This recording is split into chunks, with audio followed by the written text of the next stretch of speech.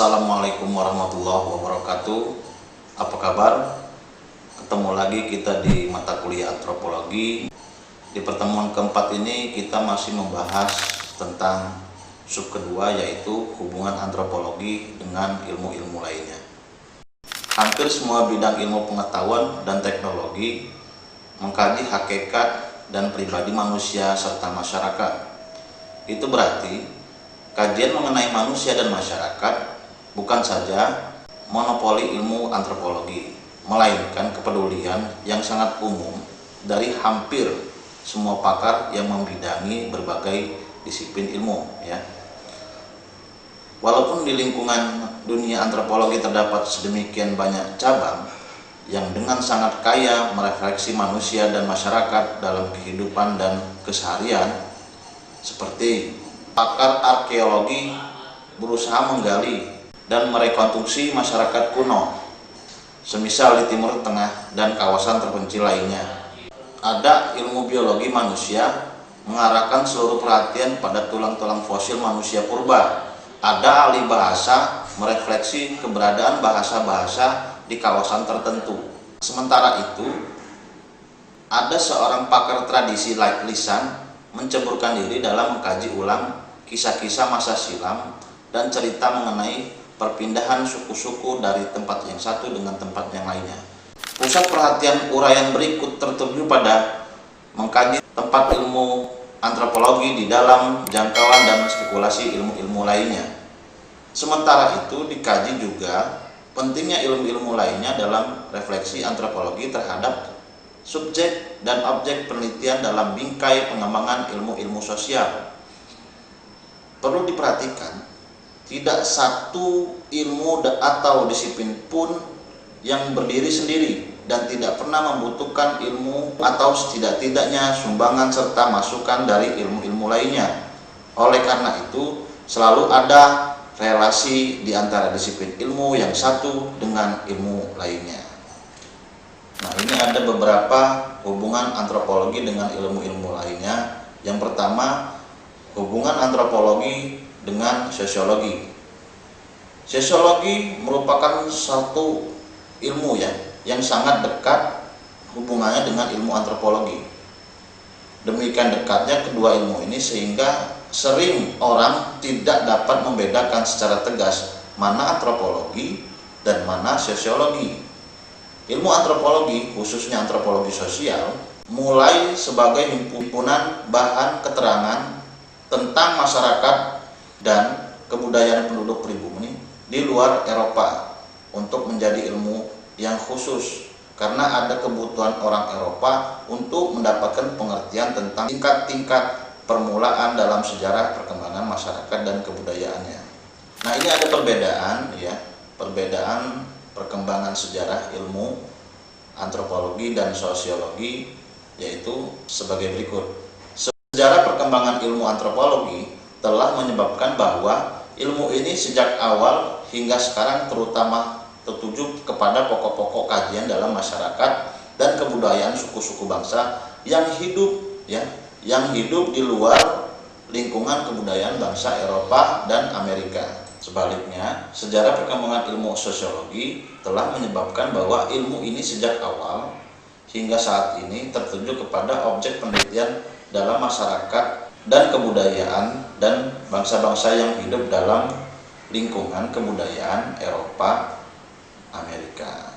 Nah, itulah perbedaan antara ilmu antropologi dan ilmu sosiologi. Hubungan selanjutnya itu hubungan antropologi dengan ilmu geologi. Apa itu ilmu geologi?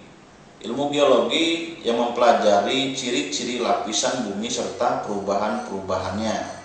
Sangat dibutuhkan oleh sub ilmu paleoantropologi dan prehistori. Sebelumnya kita sudah ngebahas tentang apa itu paleoantropologi, apa itu prehistori, dalam menetapkan umur relatif dari fosil-fosil makhluk primat dan fosil-fosil manusia dari zaman dahulu, serta artefak atau barang-barang hasil kebudayaan tempo terdahulu yang digali dari lapisan bumi. Kedua ilmu antropologi dan ilmu geologi saling membutuhkan dalam pendekatan-pendekatan berkenaan dengan teori analisis data dan refleksi kondisi sosial masyarakat. Bahkan keduanya dapat menjalin kerjasama sebagai mitra yang tetap dan bertahan lama dalam soal data-data pertama dan kedua. Refleksi ilmu antropologi mengenai sesuatu masyarakat sangat membutuhkan data-data geologis dari lingkungan tertentu. Nah, ini kita bisa lihat ada foto situs Gunung Padang di Kabupaten Cianjur, Provinsi Jawa Barat. Itu berbentuk piramid yang menjulang tinggi. Di situ kita melihat lapisan bumi menumpuk, yang menjadi pondasinya yaitu batu-batu yang dipotong seperti balok. Teknologi apa yang bisa memotong dengan rapi susunan batu berundak sampai ke atas sehingga sekarang menjadi berbentuk Gunung Padang? Nah, itulah hubungan antropologi dengan ilmu geologi. Hubungan yang ketiga yaitu hubungan antropologi dengan ilmu anatomi. Dalam beberapa aspek penting, sebetulnya ilmu anatomi sangat penting bagi antropologi fisik, ya, atau disebut ragawi, untuk meneliti dan mengkaji lebih dalam ciri-ciri berbagai tengkorak dan berbagai kerangka manusia. Sebaliknya, ilmu antropologi sangat membutuhkan masukan informasi dari anatomi untuk memahami realitas fisik manusia, atau kita sebut paleoantropologi yang sebenarnya. Ilmu anatomi diperlukan oleh antropologi dalam usaha untuk mendapat pengertian tentang soal asal mula dan penyebaran manusia serta hubungan antara ras-ras di dunia. Melalui kajian penelitian tentang ciri-ciri dari berbagai tengkorak dan bagian tubuh manusia pada umumnya, yang pada dasarnya menjadi kajian ilmu anatomi. Dengan demikian, mestinya kedua bidang ilmu dapat saling menunjang untuk menemukan sebuah penjelasan yang dapat dipercaya, terlebih berkenaan dengan kondisi kehidupan manusia dalam masyarakat. Sementara itu, perpaduan kedua disiplin ilmu ini akan mempermudah para peneliti untuk memeta serta menentukan daerah persebaran penduduk dari suku atau ras tertentu dalam ruang dan waktu tertentu yang lebih spesifik. Nah, ini kita lihat ada ratusan kepala tengkorak di Museum Lambrusco di Turin, Italia. Ini ada teorinya tentang teori Lambrusco. Kalau kita belajar di kriminologi, memetakan tipikal orang jahat seperti apa. Diambil berbagai tengkorak di penjara, ya, di Turin, Italia, yang notabene tengkorak yang dapat dari penjara itu adalah orang-orang yang jahat. Dikumpullah berbagai tengkorak dan dispesifikan bahwasanya orang jahat itu mempunyai rahang lebar, hidung besar. Nah, itulah teori Lambrusco. Kalau kita belajar ilmu kriminologi, kaitannya antropologi dan anatomi. Hubungan berikutnya itu hubungan antropologi dengan ilmu kesehatan masyarakat, ya. Antropologi juga dapat memberikan kepada para dokter kesehatan masyarakat yang akan bekerja dan hidup di berbagai daerah dengan aneka warna kebudayaan, metode-metode dan cara untuk mengerti dan menyesuaikan diri dengan kebudayaan dan adat istiadat setempat. Dalam mendekati warga masyarakat setiap hari, seorang dokter memang sangat memerlukan ilmu antropologi. Hal itu tidak saja berkenaan dengan pengetahuan teoritis menyangkut cita masyarakat, melainkan terutama mengenai data-data konkret tentang konsepsi dan sikap, ya, penduduk desa terhadap kesehatan, kondisi sakit, kehidupan para dukun, obat-obat tradisional, kebiasaan pantang makanan, dan lain sebagainya. Semua hal di atas ini sangat menunjang kesuksesan seorang dokter dalam melaksanakan tugas dengan sebaik mungkin. Terlihat bahwa ada korelasi material antara kedua ilmu ini. Setidak-tidaknya kedua disiplin ilmu ini saling membutuhkan atau saling mengisi satu terhadap yang lain. tentu kualifikasi saling membutuhkan itu tergantung pada subjek atau para peneliti sendiri yang membutuhkan data-data untuk mengklarifikasi temuan dalam bingkai kepentingan kedua ilmu tersebut. Nah, ini hubungan berikutnya itu hubungan antropologi dengan ilmu linguistik. Ilmu linguistik atau ilmu bahasa secara keseluruhan sangat diperlukan oleh ilmu antropologi. Oleh karena merupakan suatu hal yang mustahil apabila antropolog mengadakan penelitian tanpa mengenal dan memahami bahasa suku bangsa yang akan ditelitinya itu. Ilmu linguistik adalah ilmu yang mempelajari segala macam bentuk bahasa secara global dengan konsep-konsep dan metode-metode yang dikembangkan secara lokal. Antropologi terutama etnolinguistik membutuhkan data-data dari linguistik untuk mengembangkan teori-teori tentang berbagai asas bahasa.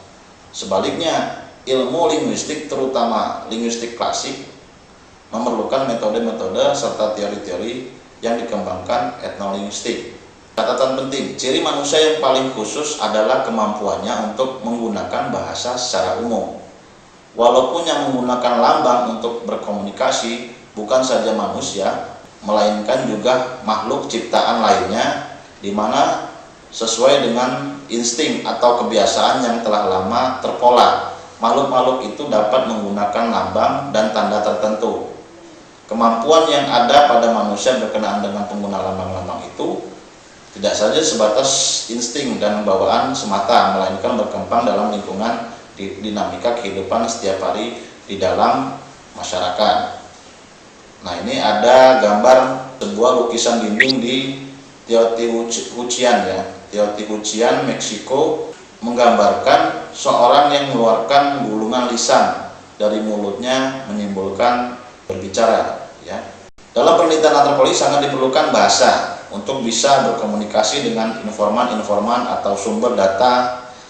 Pengetahuan dasar dalam bidang linguistik pun sangat penting bagi seorang antropolog. Tidak saja berlaku bagi ilmu antropologi, melainkan semua disiplin ilmu, bahwa tanpa ilmu bahasa, media komunikasi manusia tidak dapat berbuat apa-apa. Dengan demikian, antropologi menjadi berkembang oleh karena peran bahasa sebagai media untuk meneruskan berbagai temuan, data, dan hal berkaitan dengan budaya manusia dari generasi satu dan kepada generasi lainnya. Untuk saat sekarang, antropologi linguistik menjadi sangat penting berkenaan dengan studi tafsir bahasa dalam kajian tradisi lisan. Studi yang lebih tepat untuk memahami ujaran dan strategi manusia untuk mengemas pikiran-pikiran dalam bentuk tradisi-tradisi lisan. Menuntut manusia untuk memperdalam ilmu-ilmu linguistik untuk merefleksi relasi pemikiran manusia dengan bagaimana manusia yang sama mengapresiasi lingkungannya, menggantungkan diri pada bantuan bahasa. Nah, itu hubungan antropologi dengan linguistik ya. Hubungan selanjutnya itu hubungan antropologi dengan ilmu arkeologi atau disebut dengan ilmu arkeologi atau disebut dengan ilmu sejarah kebudayaan purbakala, terutama diperlukan oleh sub ilmu prehistori ya, yang bermaksud mengetahui sejarah perkembangan kebudayaan manusia dan suku-suku bangsa sejak sebelum mengenal tulisan sampai kepada masa sekarang ini.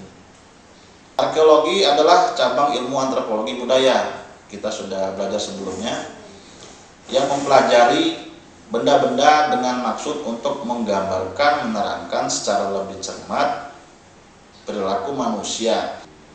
Perhatian para arkeolog terpusat pada masa lampau dan sering hanya berupa benda-benda dan bukannya gagasan atau pemikiran tertentu. Objek studi para arkeolog adalah alat-alat tembikar dan peninggalan-peninggalan lainnya yang tahan zaman yang dilihat sebagai warisan kebudayaan yang boleh dikatakan hampir punah. Sering ada arkeolog yang memusat perhatiannya pada benda dalam hubungannya dengan masa kini. Antropologi dan arkeologi bekerja saling melengkapi, terutama berhubungan dengan penggalian dari peninggalan budaya-budaya tua.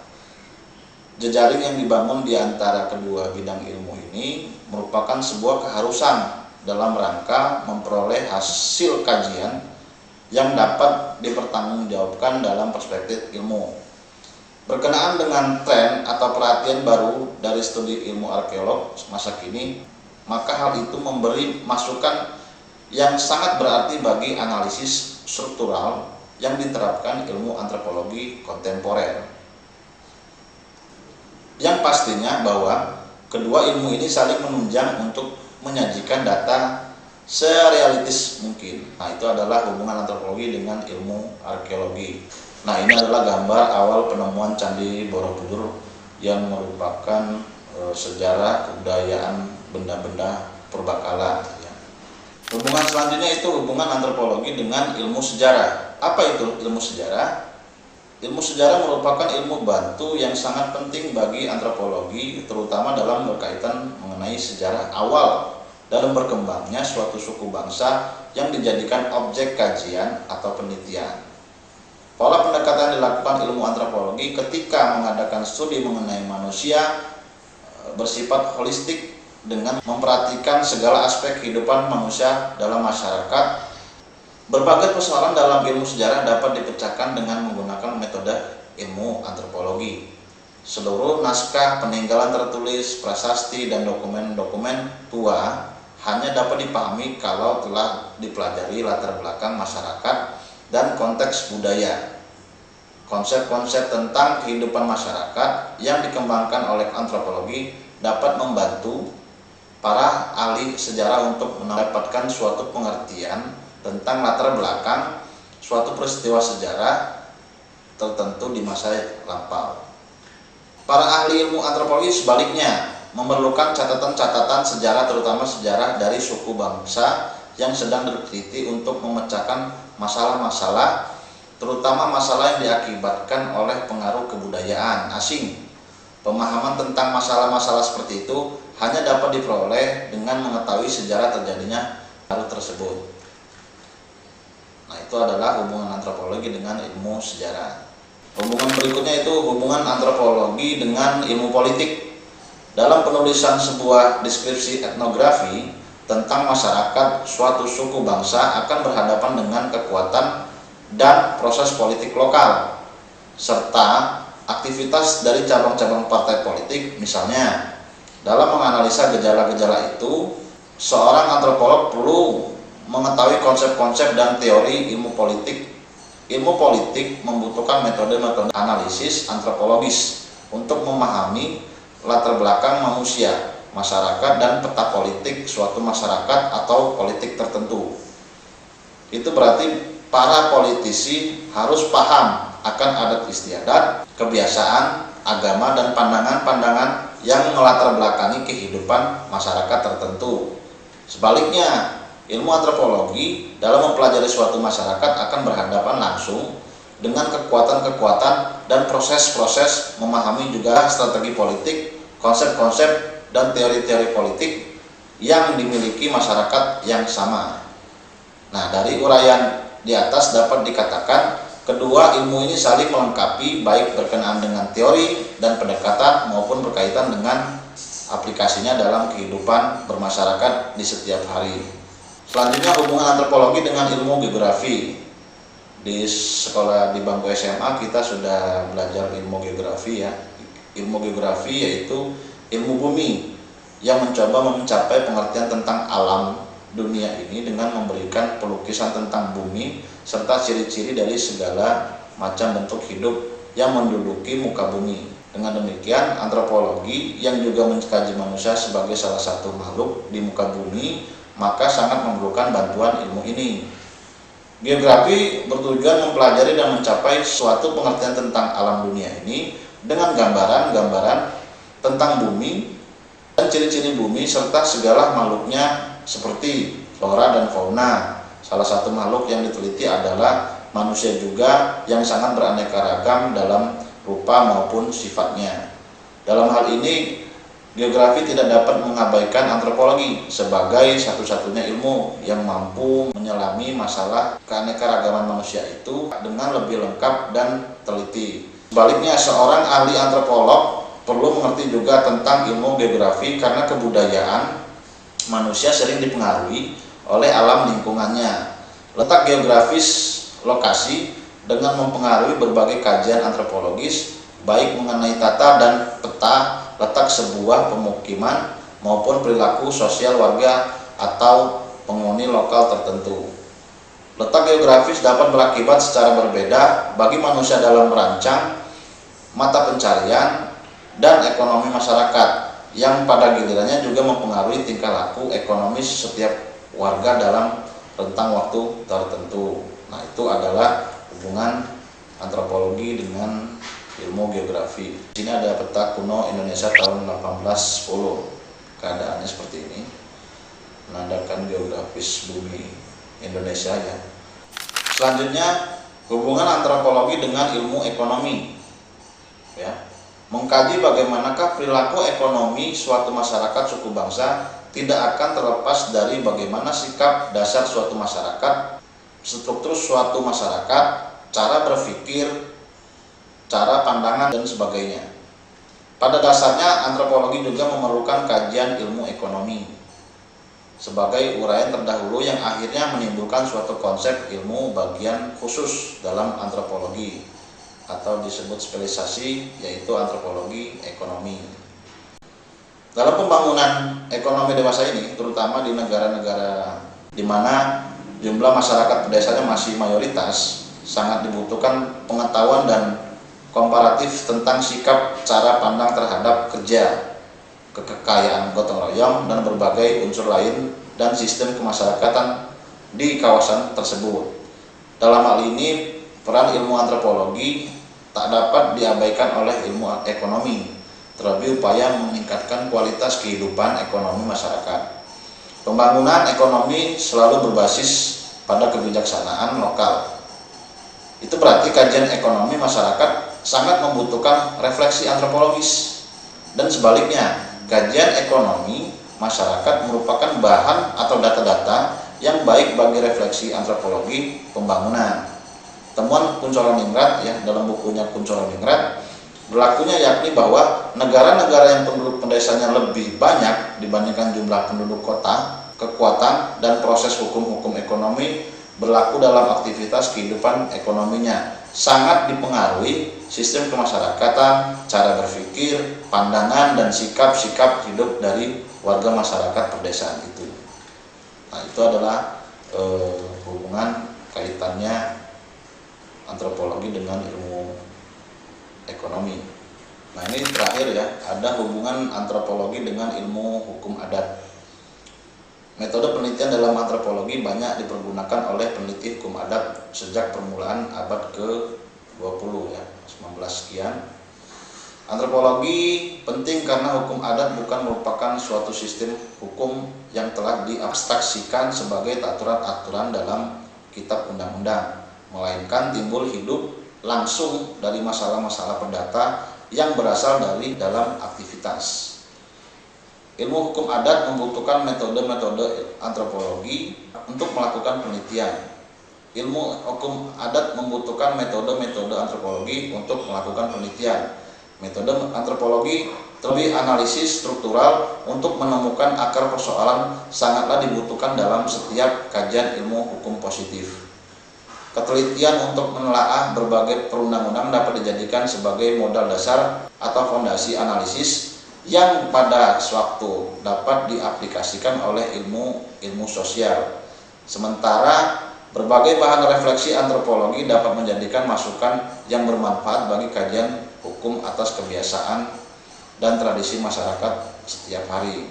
Antropologi penting bagi ilmu hukum adat karena hukum adat bukan suatu sistem hukum yang sudah diabstraksikan sebagai aturan-aturan dalam kitab-kitab undang-undang, melainkan timbul dan hidup langsung dari masalah perdata yang berasal dari aktivitas masyarakat. Seorang antropologi harus memiliki suatu pengetahuan umum tentang konsep-konsep hukum pada umumnya. Sebab setiap masyarakat sederhana apapun pasti memiliki kegiatan-kegiatan yang berfungsi dalam lapangan pengendalian sosial.